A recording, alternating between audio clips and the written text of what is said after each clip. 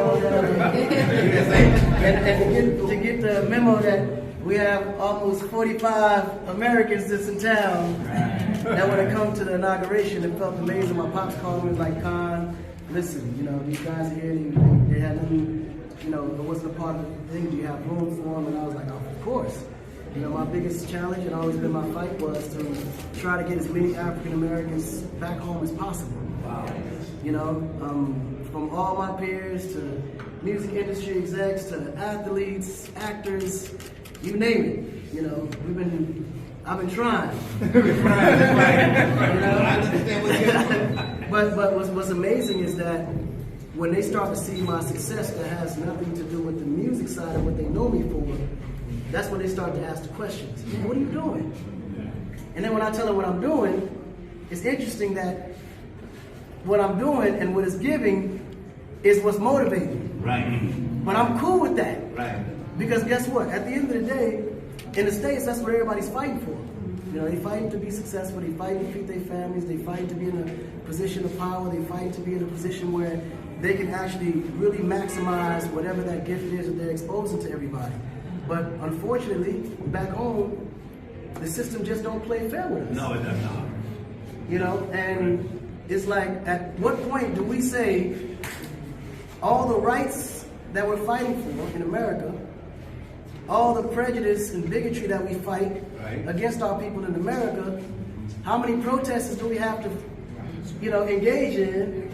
How many miles do we have to walk barefooted before we realize this ain't our goddamn country? You can do what you want, as many times you want, complain as long as you want. Ain't nothing changing. Right, right. America was never built for you. Right. Wow. It just wasn't.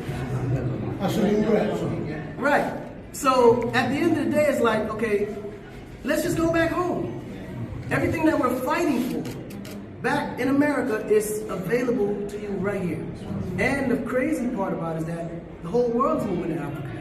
Because now they realize the power of what Africa has to provide for the rest of the world. And they also understanding the value that Africa has for the stability of the rest of the world. So everybody actually, it's really a matter of who comes home first who's going to really benefit. When you look at families like the Rockefeller family and all these guys, they got in early. True. Chase, I mean, they all got in early. Right. You know what I'm saying? Yeah. Johnson & Johnson, these guys all got in early. Vanderbilt. I mean, we can go on and on. When they talk about family offices and family wealth, these are the families that engaged in industrial situations before the development started. You all have the opportunity to create that for your family in Africa. All right. That's what me and my father is doing. My father came to the United States with the hopes of making it. He did amazing for himself. Because we wasn't struggling at all. And if we was, Father made sure that we didn't feel it.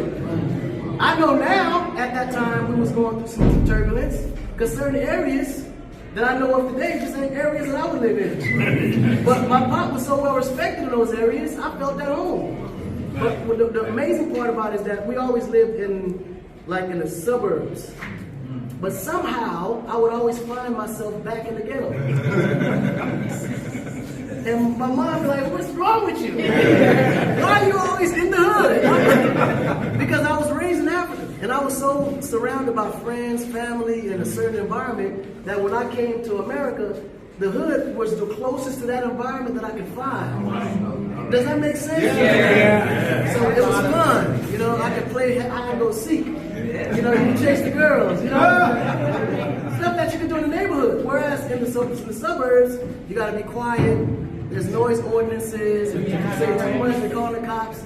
So you couldn't get the freedom that I got in the hood. But what comes with that, obviously, is a surroundment that you just might not want to be attached to, hanging with people that you shouldn't be attached to, because they're all attached to struggle, so they're gonna do things to survive. When I don't necessarily have to do anything to survive, because my dad made sure we were all good. But now I'm trying to fit in with that crowd.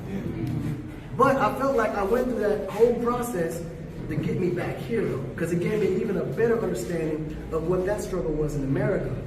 So it's easy to translate that situation to Africans here.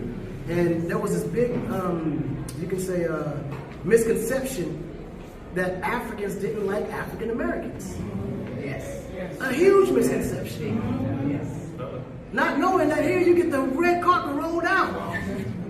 I was in the music industry from 1993, I was working with the Fugees. That's how I started. Oh, wow. Right, that's in Jersey. That's how I started with them. And my career ended up all the way up until, well, I would say my peak in 2008.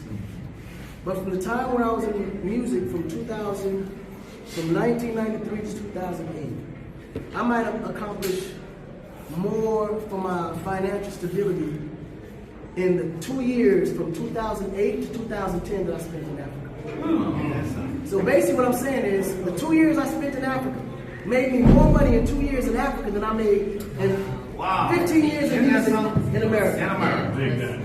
That's a lesson. That's the opportunity. Anything that you can imagine that you always wanted to do, you can actually do it in Africa. They'll tell you in America you can do it. It sounds great. Oh yeah, land of the free. It sounds amazing. But try and do it. See how easy it is. Please try. I'm begging you. Think about it, right? Now, I knew nothing about energy before 2008. Absolutely nothing about energy, solar, anything in the energy sector. When I came to Africa, it opened up a door for me because I saw that there was a need for electricity in a lot of areas, especially in rural areas. So I decided to get into energy business. When we were successful in America, in Africa, then I was able to utilize that success to do, energy in America. But what I realized, engaging into the energy business in Africa versus the energy business in America, there's not one African American